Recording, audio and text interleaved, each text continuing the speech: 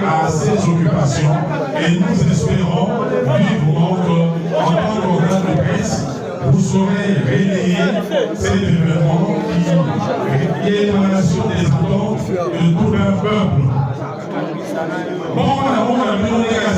Chacun de nous, il est déjà arrivé et trouvé malade au moins une fois dans sa vie.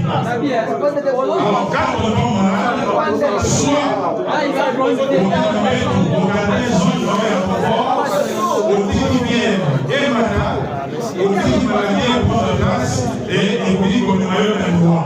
alors vous êtes quelqu'un de réfléchi, sans que vous êtes malade, vous vous dites, je vais me faire diagnostiquer, je vais à l'hôpital, on regarde, on fait des examens, on identifie les maladies, on vous prescrit un précieux schéma thérapeutique. À la fin de cet acte courageux, vous êtes un homme rétabli, vous êtes patron, vous êtes dynamique. Et c'est le schéma qu'a choisi notre collaborateur d'aujourd'hui, le docteur qui a constaté ces élévations de la volonté de tout un peuple, comme je venais de dire. Il y a beaucoup d'États, il y a beaucoup de dysfonctionnements dans le parti de presse. Et il ne s'est pas su. Ensemble, avec ce courage-là. Et moi, personnellement, je les félicite de vouloir tenir aujourd'hui cette conférence de presse afin de préciser l'opinion sur la démarche que nous allons suivre pour sauver le parti. Sans plus tarder, je laisse la parole à l'orateur du jour, le docteur Étienne Lokonoka de l'Université, souvent l'applaudissement s'il vous plaît.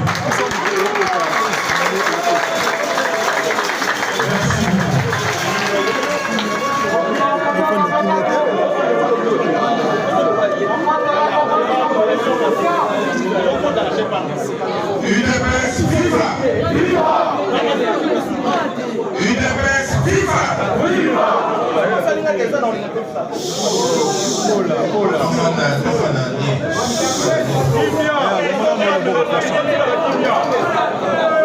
Chers amis de la presse, bonjour. De prime abord, je tiens à vous remercier d'avoir répondu de bonne grâce à mon invitation et d'accorder une attention particulière à notre parti UDPS. En effet, votre présence en ces lieux témoigne de l'importance que vous donnez à ce parti historique qui a combattu la dictature pendant plusieurs années. Je remercie également les fondateurs de ce parti, dont certains sont encore avec nous. Je remercie surtout Papa Étienne Tshisekedi, d'heureuse mémoire, qui nous a forgé et inculqué sa vision du peuple d'abord. Je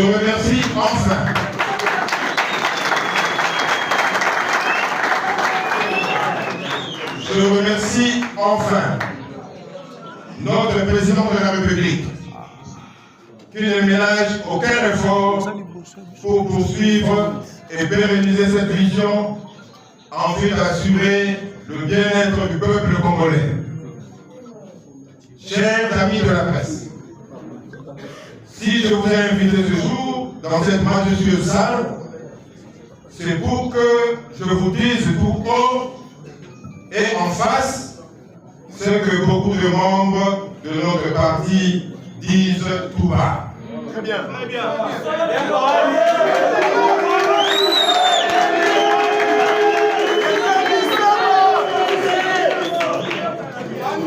Mais auparavant, je voudrais apporter un éclaircissement par rapport à l'évolution de cette crise qui, à mon avis, aurait pu être résolue en interne. Mais malheureusement, et à mon grand étonnement, est devenu public suite à un manque de collaboration franche entre nous, membres de l'UDPS. En effet, j'ai personnellement appelé notre secrétaire général pour que nous nous rencontrions pour discuter en face de la gestion de notre parti et que je lui remette la lettre que je lui ai écrite en main propre. Hélas, il m'a fait marcher. À qui m'a compétence. Il est principal. Un jour, il m'a donné rendez-vous à la permanence à 14h. Je suis arrivé à 14h, mais lui est arrivé à 17h.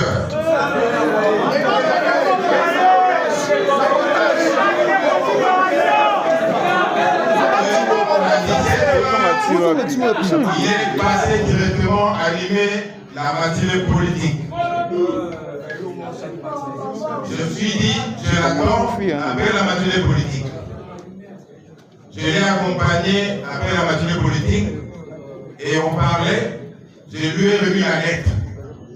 Je lui ai dit, voilà la lettre de mes observations par rapport à la gestion du parti et quelques recommandations que j'ai faites. Il a refusé carrément de prendre ma lettre. Il a dit qu'on se rencontre plutôt le lendemain dans son bureau privé. Et je suis arrivé au bureau privé à 15h. Parce qu'il m'a dit de le voir à 15h au bureau privé. J'arrive là-bas, tout le bureau était fermé, il n'y avait personne. J'ai patienté pendant 15 minutes. Après, j'ai vu un de ses secrétaires entrer au bureau, dans la parcelle, parce que le bureau était fermé. J'ai résolu de remettre à son secrétaire cette lettre. Et le secrétaire, 2 heures après, il m'appelle pour me dire voilà, le secrétaire général a une fois de plus refusé de prendre cette lettre. Moi, je pensais qu'il allait prendre la lettre, qu'il la lise et qu'il m'appelle pour qu'on puisse en discuter en face. Alors, quand il a refusé pour la deuxième fois, je me suis dit, cette fois-ci, je vais lui remettre la lettre par la voie officielle. Je suis allé à la permanence, j'ai envoyé un de mes collaborateurs, il est allé déposer la lettre. Il a déposé la lettre, et moi j'attendais qu'il m'appelle. Malheureusement, il a appelé d'autres personnes pour me contacter. Et moi je me suis dit, cette fois-là, je vais aller de l'avant. Chers amis de la France, depuis plusieurs années, nous assistons à une grogne généralisée de plusieurs membres du parti qui se plaignent de la façon dont notre parti UDPS est géré. Aujourd'hui, nous nous levons avec 95% de combattants.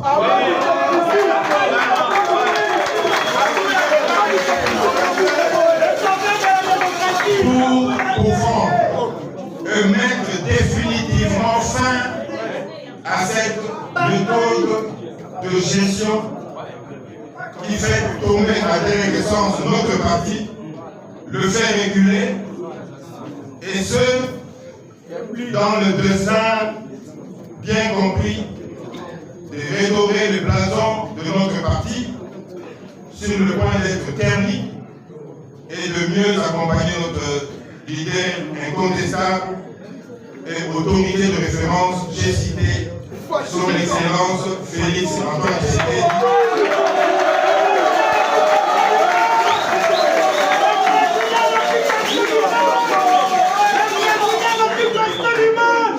Son Excellence Félix Antoine Tshisekedi, président de la République, chef de l'État, et de mieux préparer les élections de 2028. Qui passe, tout se prépare aujourd'hui. Je qualifie son Excellence Félix Antoine Tshisekedi Tshilombo de leader incontesté et incontestable pour répondre à nos frères qui se sont réunis il y a quelques semaines à l'université de Kinshasa et qui ont affirmé que depuis l'indépendance jusqu'à nos jours, notre pays souffre des manques de leadership. Je les invite à analyser scrupuleusement l'histoire de notre pays. Et ils remarqueront que toutes les fois que notre pays est dirigé par un véritable fils du pays, animés d'un esprit patriotique, les ennemis de notre pays interviennent toujours, soit pour l'éliminer physiquement, soit pour lui compliquer la tâche, en vue de continuer à faire couper notre République démocratique du Congo dans le sous-développement et son peuple dans la misère. Je citerai par exemple le cas du Premier ministre Patrice Emery Lumumba et du président Mzee Laurent Désiré Kabila, qui étaient froidement assassinés par les ennemis du Congo à cause de leur dévouement à défendre la cause de notre pays.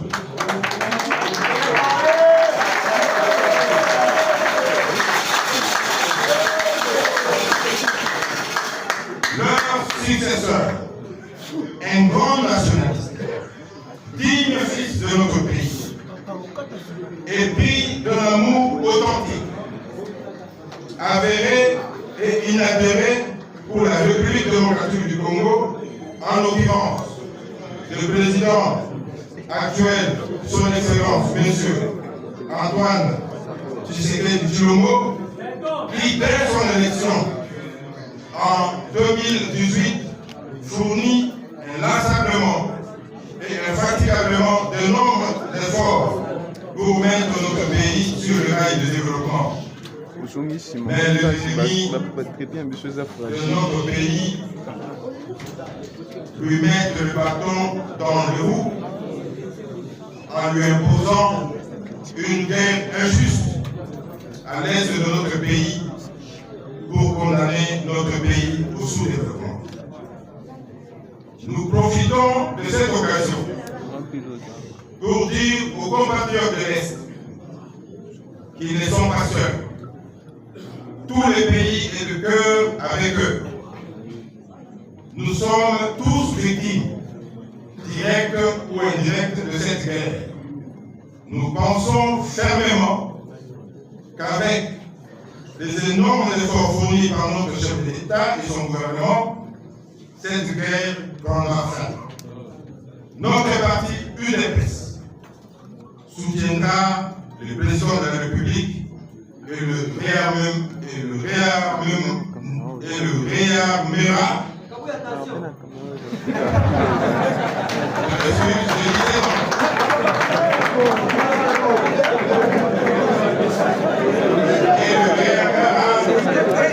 Moralement, pour qu'il ne se fatigue pas et qu'il continue à chercher des solutions idoines qui mettront fin à cette guerre.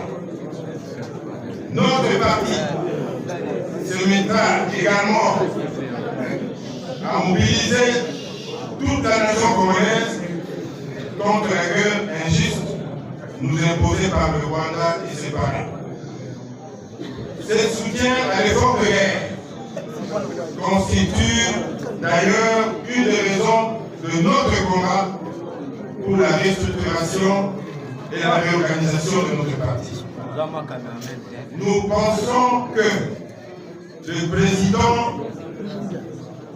ne devrait pas se sentir seul dans cette guerre. Il devrait sentir qu'il y a des frères et sœurs de lui, des frères et sœurs de son politique qui sont à ses côtés pour l'accompagner. Nos frères et sœurs de l'Est devaient réaliser que le parti présidentiel UDPS mobilise la population pour qu'elle participe activement à l'effort de guerre. Au demeurant, rien n'est encore perdu. La réorganisation de notre parti interviendra bientôt, ça je vous l'assure.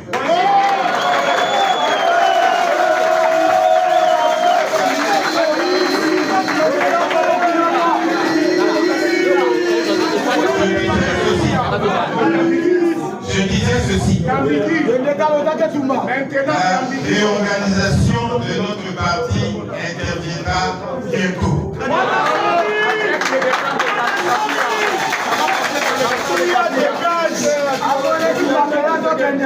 chers amis de la presse, revenons à ce qui nous a motivés pour enclencher la lutte pour la réorganisation du parti. Je voudrais faire référence à la lettre que j'ai adressée au secrétaire général du parti. Sortant, c'était sortant. Dans cette lettre, j'ai ressorti 23 points qui caractérisent la mégestion de notre parti actuellement. Quelles sont les compétences Nous avons pris notre temps pour mener des analyses minutieuses et objectives des causes de la mégestion de notre parti et nous avons ressorti ces 23 points. Rassurez-vous, j'ai des preuves scientifiques pour ces 23 points. Lors de la matinée politique de la semaine passée, j'aurais bien voulu que notre secrétaire général nous démontrât les comptes de vérité sur chacun de ces points, mais malheureusement, il s'est contenté de dire que le docteur était ni innocent. Il ne sait pas ce qu'il fait. Il n'est pas auteur de cette lettre. On la lui a amenée pour qu'il la pose sa signature. Ce genre de raisonnement n'est pas nouveau pour nous, les membres de l'UDPS. On connaît ces raisonnements.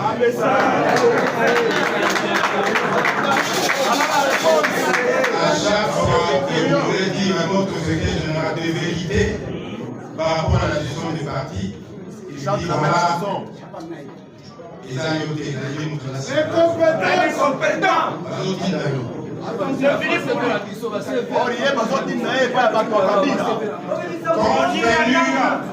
compte tenu de contraintes de temps, nous allons ici nous limiter à énumérer les 23 observations sur la mégestion et les recommandations que nous avons faites. Vous trouverez les détails parce qu'on va vous distribuer des lettres, parce que les détails publics, on va vous distribuer les copies. Problème lié à la gestion du parti. J'en ai dénombré 23. Le premier groupe sont des problèmes qui concernent les comportements personnels de notre secrétaire général. Les écarts de langage pendant les politiques. Sans ignorer qu'à un moment donné, pendant une matinée politique, il voulait causer des troubles entre deux communautés par rapport à ce qu'il a dit. Je ne vais pas le répéter ici. De deux, le manque de considération à l'égard de ses collaborateurs. Notre secrétaire général peut vous demander devant tout le monde. Un nouveau riche. Peut vous humilier devant tout le monde. Un faiseur du noir. Et ça, ce n'est pas bon pour la cohésion du parti. Le non-respect du temps pendant les réunions que lui-même organise. Il va organiser une réunion à 14h, mais lui-même, il arrive à 18h. Le deuxième groupe de problèmes de gestion sont liés à l'institutionnalisation d'un système de gestion personnalisé du parti. Donc il n'y a que lui au parti. Toutes les tâches sont concentrées sur sa seule personne. Secrétaire du parti, communicateur du parti, gestionnaire du parti.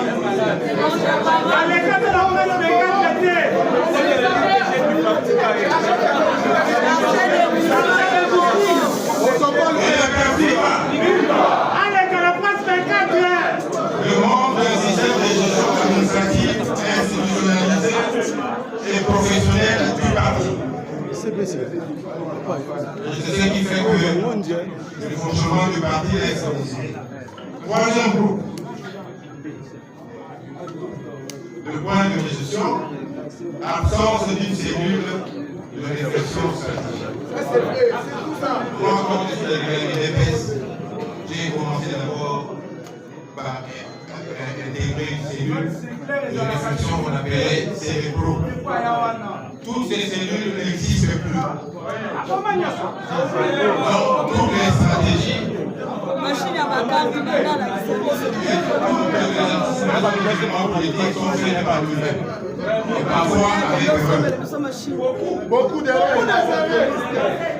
Moi, au niveau du parti, d'une stratégie politique d'accompagnement et de soutien au chef de l'État. Nous n'avons pas de stratégie. Vous savez, le chef de l'État est un peu connaître, qu'on se dise, le moins difficile par rapport à la guerre à l'Est. Il fallait que notre parti puisse l'accompagner.